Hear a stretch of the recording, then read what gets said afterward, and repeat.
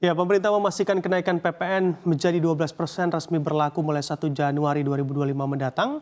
Dari penerapan kebijakan ini, pemerintah juga berdalih kenaikan dilakukan demi melaksanakan amanat Undang-Undang Nomor 7 Tahun 2024 tentang harmonisasi peraturan perpajakan atau Undang-Undang HPP.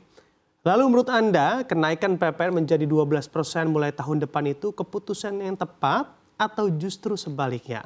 Selengkapnya akan kita ulas bersama dalam pemerintah ketok palu PPN 12%, keputusan tepat atau beban rakyat. Kita amati di slide pertama, pemerintah akan memberlakukan tarif PPN sebesar 12% yang berlaku pada 1 Januari 2025 nanti. Namun dijelaskan kembali bahwa tarif PPN ini hanya berlaku bagi barang mewah saja. Dan lebih lanjut, pemerintah juga menggarisbawahi bahwa penerapan kebijakan ini telah dipastikan agar tetap memperhatikan asas keadilan. Adapun konsep dari barang mewah selama ini, pemerintah juga mengacu pada ketentuan pengenaan pajak penjualan atas barang mewah atau yang dinamakan PPNBM. Namun uniknya, di tengah kenaikan ini ternyata negara tetangga kita yaitu Vietnam justru menurunkan tarif menjadi 8% dari 10% di sana sejak pemotongan PPN saat pandemi COVID-19 terjadi. Nah, di sini juga timbul pula begitu ya di benak kita, kok Indonesia nggak bisa ya ngikutin jejak Vietnam yang bukannya menaikin tarif malah menurunkan. Dan ternyata menurut Kepala Badan Kebijakan Fiskal atau BKF, Febrio Kacaribu, PPN di Vietnam sangat-sangatlah terbatas. Pembebasannya apalagi Vietnam juga tidak ada belanja perpajakan, tidak seperti di Indonesia. Lebih lanjut, Febrio juga mencoba menjelaskan atau menuturkan pajak bahan makanan di Vietnam itu pajaknya bahkan mencapai 5%. Sementara Indonesia tidak mengenakan pajak pada bahan makanan alias 0%. Jika dilihat secara detail pun Indonesia sebenarnya lebih murah hati dibandingkan Vietnam. Menurut Kepala Badan Kebijakan Fiskal atau Febrio Kacaribu, karena memang jadi kalau ditanya insentif perpajakan, dari segi jumlah insentif yang juga diberikan oleh pemerintah Indonesia secara data masih memberikan jauh lebih banyak Indonesia ketimbang dari Vietnam. Lalu bagaimana potensi penerima negara dari kenaikan PPN 12% ini? Kita lihat di slide selanjutnya. Nah, di sini kita melihat begitu ya, apakah potensi penerimaan negara dari kenaikan PPN ini juga menjadi terkerek naik cukup tinggi? Karena memang pasti juga muncul pertanyaan, sebetulnya akan nambah berapa sih begitu ya penerimaan negara dari kebijakan ini? Dan kalau dihitung-hitung atau menurut hitung-hitungan yang juga digambarkan oleh Kepala Badan Kebijakan Fiskal atau BKF Kementerian Keuangan Febrio Kacaribu, dengan kenaikan tarif PPN menjadi 12% di 1 Januari 2025 nanti, potensi tambahan penerimaan negara sepanjang tahun depan atau tahun 2025 mencapai 75 triliun rupiah.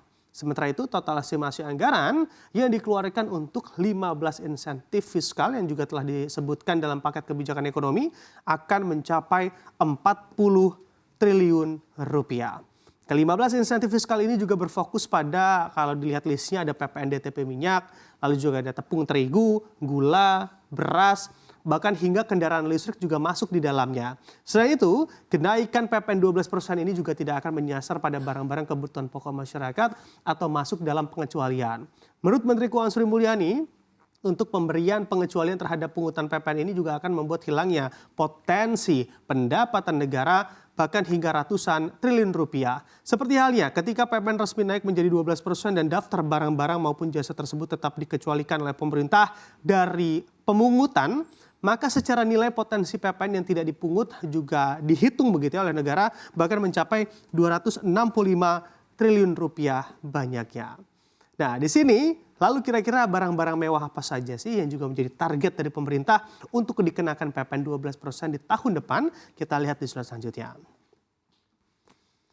Nah, di sini bisa Anda lihat begitu ya, daftar atau list dari barang-barang mewah yang nantinya akan terkena PPN yang juga akan dikenakan pajak 12% oleh pemerintah. Mulai dari, kita lihat dari yang teratas ada beras premium, nah lalu juga ada buah-buahan premium, daging premium, ada wagyu, daging Kobe, lalu juga ada ikan mahal seperti salmon premium, tuna premium juga masuk di dalamnya, udang dan juga krustasia premium atau king crab.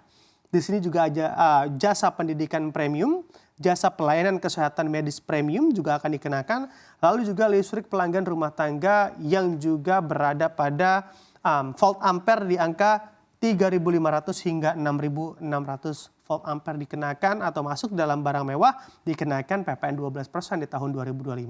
Padahal kalau kita amati barang-barang ini sebetulnya barang-barang yang sebelumnya tidak kena PPN. Jadi ada perluasan objek pajak juga di sini.